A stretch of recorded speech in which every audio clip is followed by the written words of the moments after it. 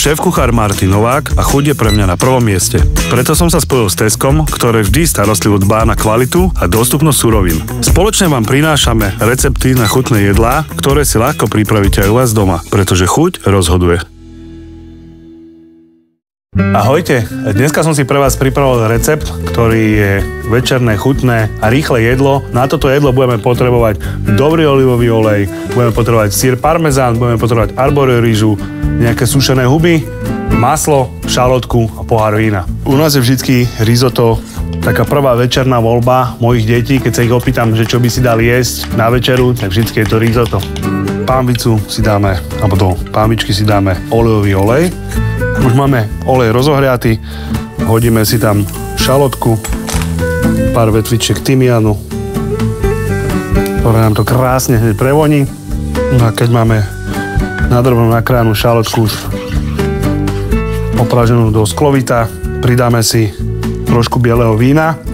Nemusíte sa báť, alkohol z vína sa vyvarí a deti to kľudne môžu jesť. Takto pripravenú vec si trošku musíme zváriť, aby to víno stratilo ostrú chuť a následne do toho pridáme rýžu a budeme to ďalej variť. Keď máme víno vyvarené, pridáme rýžu, premiešame, pridáme trošku vývaru, ktorý nám ostal, alebo poprípade máme z mrazáku odložený vývar.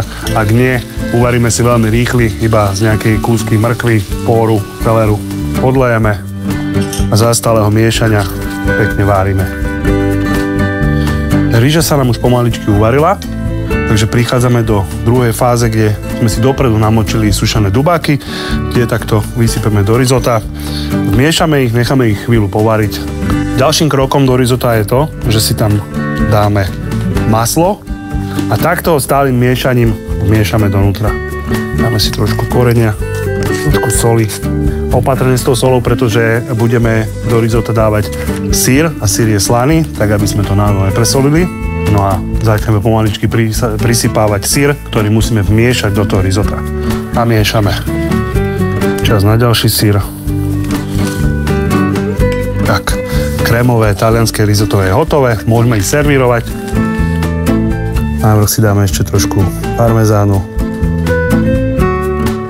A určite nesmie chýbať ešte olivový olej. Talianské krémové risotto na rýchlu večeru je hotové. Ja vám prajem dobrú chuť. Nezabudnite, že chuť rozhoduje.